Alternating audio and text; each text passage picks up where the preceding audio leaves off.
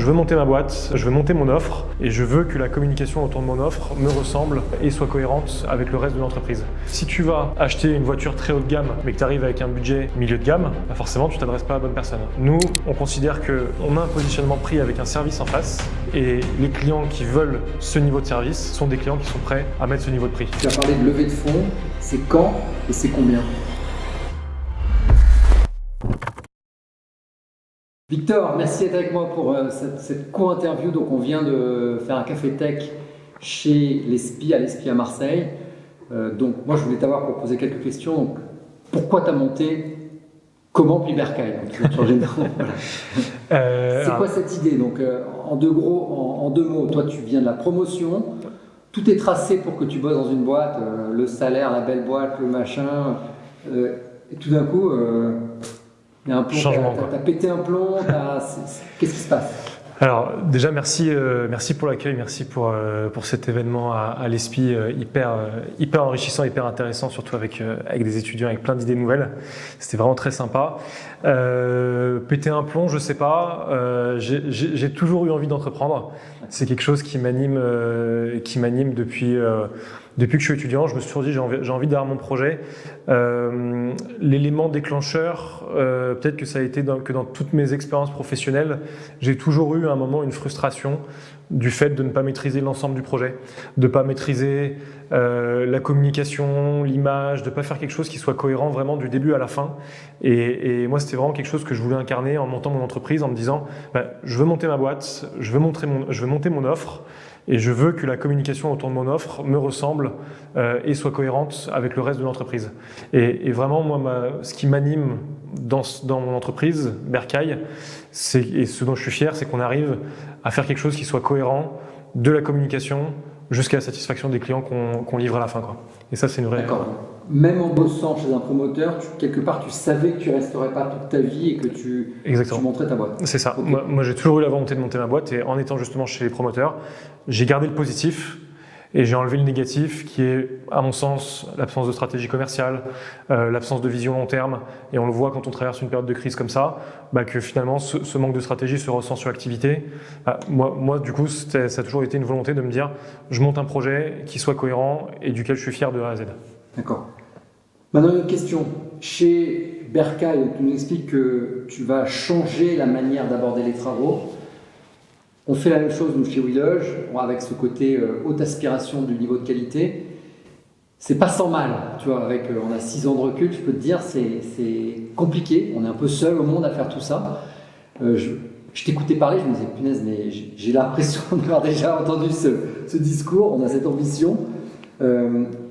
Qu'est-ce qui te dit que tu vas y arriver? Est-ce que tu n'as pas l'impression de mettre un trop haut niveau d'attente face à... Est-ce que le marché, à ton avis, peut à l'élasticité de recevoir ce que tu veux offrir? Je me fais l'avocat du diable à travers cette question. Moi, je pense que aujourd'hui, le marché, il est ce qu'il est, c'est-à-dire 4 personnes sur 10 sont déçues des travaux de rénovation. Donc en fait, nous, l'objection souvent de nos propositions, c'est le prix.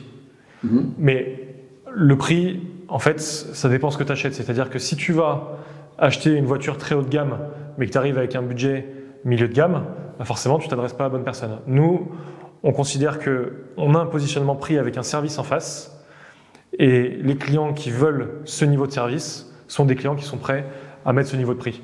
Donc, je sais que j'ai une ambition qui est importante et je sais que j'ai un niveau d'exigence qui est très élevé, mais c'est parce que j'ai un niveau d'exigence élevé et parce qu'avec Florentin, mon associé, on porte ce niveau d'exigence élevé que nos collaborateurs tendront vers ce niveau d'exigence élevé et qu'on sera supérieur à la moyenne du marché sur la satisfaction client. Donc tu sais que tu te fermes une partie du marché, mais tu l'acceptes, ce qui est tout à fait correct, donc je trouve, et tu vas sur cette partie haute du marché qui est moins sensible au prix, plus sensible à la qualité et au délai. Donc ok, ça c'est important. Après, il y a ce second point qui me frappe chez vous, c'est votre discours, et moi je suis hyper sensible à ça, au côté RSE, réemploi, écologie.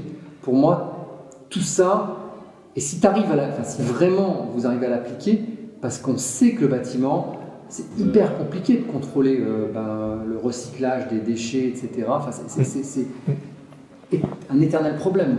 Donc ça, véritablement, moi je suis impressionné par vous mettez la barre très haut par rapport à ça. Ça, pour s'assurer de la bonne exécution des choses, on profite aussi de notre rôle de contractant général. Étant donné qu'on est contractant général et qu'on achète les travaux aux entreprises qui exécutent sur le chantier, on est aussi leur donneur d'ordre direct. On n'est pas positionné comme un tiers, comme pourrait l'être un architecte, et qui lui demande, s'il te plaît, de me rendre un service, de faire ça différemment. Donc nous, en fait, on a la main sur la manière dont vont réaliser les choses les entreprises, et en plus de ça, on est même en mesure de passer des commandes pour elles. Par exemple, pour s'assurer que l'entreprise va bien mettre du biosourcé et pas de la laine de verre, c'est nous qui passons la commande de l'isolant. Au moins, on est sûr de quel isolant va être mis en œuvre. Ça peut être toi, mais quelque part, tu ne vas pas lui manger un peu sa marge. Est-ce que tu ne te mets pas en porte-à-faux avec lui?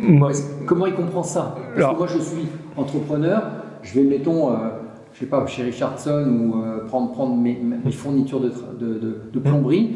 Je me dis, tiens, j'ai mon prix d'achat, j'applique le prix public. Quelque part, je marge là. Est-ce que ça ne les met pas à mal, eux, vis-à-vis de leur marge? Non, parce que nous, on gère l'achat. Donc, c'est-à-dire qu'on achète le matériau, mais pour autant, c'est lui qui va le chercher. Donc, c'est-à-dire que moi, je considère que c'est pas parce qu'on achète qu'on mange la marge sur la fourniture. Quand on achète, on soustrait à l'entreprise le prix d'achat du matériau, pas le prix d'achat plus sa marge. Donc, il conserve la marge sur la fourniture pour sa mise en œuvre et pour les aléas qu'il peut y avoir.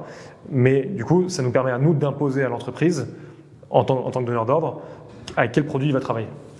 D'accord, nickel. Ok.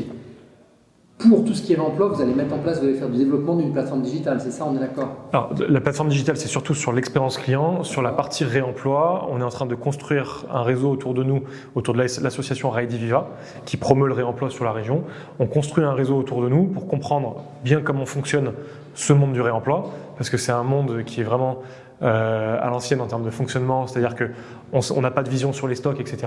Donc, on construit ce réseau. On prend connaissance auprès des entreprises avec lesquelles on travaille de quels sont les matériaux que vous avez dans vos entrepôts, de telle sorte à ce que nous, derrière, on puisse proposer aux clients des matériaux qui sont dans les entrepôts des entreprises. Donc aujourd'hui, c'est du travail manuel, on va dire, que d'aller connaître les stocks des entreprises pour savoir qu'est-ce qu'on peut mettre en œuvre. Ensuite, ce qui est plus industrialisable, c'est le fait de gérer nos déchets et de gérer les matériaux qui sortent de nos chantiers en réemploi. À partir du moment où on trouve les filières, où on envoie le placo, où on envoie le bois, où on envoie des matériaux qui peuvent encore avoir de la valeur, ça, toute cette partie matériaux qui sortent du chantier, c'est industrialisé. Par contre, faire rentrer sur les chantiers, c'est une partie qui est plus compliquée où le marché a besoin de se structurer un peu plus. D'accord. Ça, potentiellement, c'est une source de marge supplémentaire pour vous? Pas du tout. L'objectif, notre objectif du réemploi, c'est surtout pas la marge. Notre objectif du réemploi, c'est de démocratiser le réemploi, le faire connaître et le simplifier. S'il y a de l'argent à gagner sur le réemploi, c'est le client qui le gagne. Mais c'est pas nous. Donc c'est de l'économie sur son chantier. Exactement. C'est de l'économie pour le client sur son chantier, c'est pas de la marge supplémentaire. Avoir fait du recyclage, plus ça peut me coûter un peu moins cher. C'est ça. De toute façon, il n'y a que ça qui va les sensibiliser. C'est ça. Si ça le coûte moins cher, il va faire attention. Nous, on conserve notre taux de marge sur les fournitures, que ce soit de la fourniture éco-responsable ou de la fourniture standard.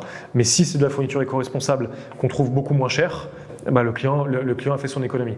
On a une réflexion plus long terme de se dire, est-ce que notre marge sur les matériaux éco-responsables ne serait pas supprimée pour favoriser les matériaux issus du réemploi pour les clients? Ça, c'est une réflexion qui est en cours, de se dire c'est aussi notre part à nous vis-à-vis des matériaux issus du réemploi.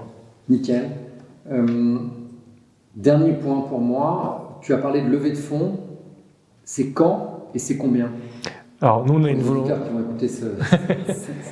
On démarre actuellement la réflexion autour de notre future levée de fonds qui doit intervenir à la fin du premier semestre 2024, donc d'ici 8 mois. Donc ce qui est relativement court et un bon délai pour lever des fonds.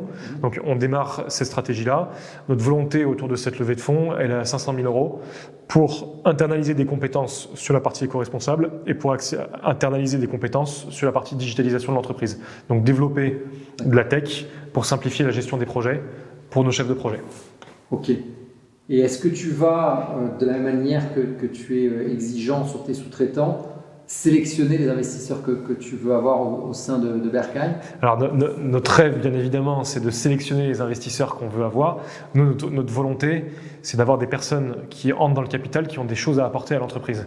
Pas uniquement des financiers qui cherchent à faire un exit avec le plus d'argent possible. Pour l'argent, c'est pas, voilà. C'est pas ça. Donc nous, si on arrive à cibler des fonds qui ont une appétence pour les sujets green, c'est avec plaisir qu'on va discuter avec ces gens-là, parce qu'on considère que des personnes qui vont mettre du capital dans l'entreprise sont des personnes aussi qui vont nous apporter quelque chose en retour.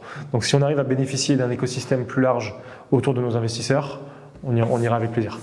Et fin 2024, c'est toujours Marseille et environ, ou c'est PACA, ou est-ce que c'est France, enfin votre développement, votre déploiement? Alors notre déploiement à la fin 2024, l'idée c'est d'avoir une personne qui soit en train de développer une autre ville. Donc on soit présent sur Marseille et que petit à petit on commence à grignoter. En termes de stratégie, on réfléchit à quelles sont les villes qu'on va cibler. Pour l'instant, on n'a pas encore défini précisément quelles sont nos futures cibles. C'est top. Merci Victor pour toutes ces réponses. Merci à toi. Donc, suivez les informations, la vie de Berkay, c'est hyper intéressant, ça va vite. Et je trouve que c'est très engagé dans ce qui est d'actualité. Merci pour ton temps. Merci à toi pour l'accueil.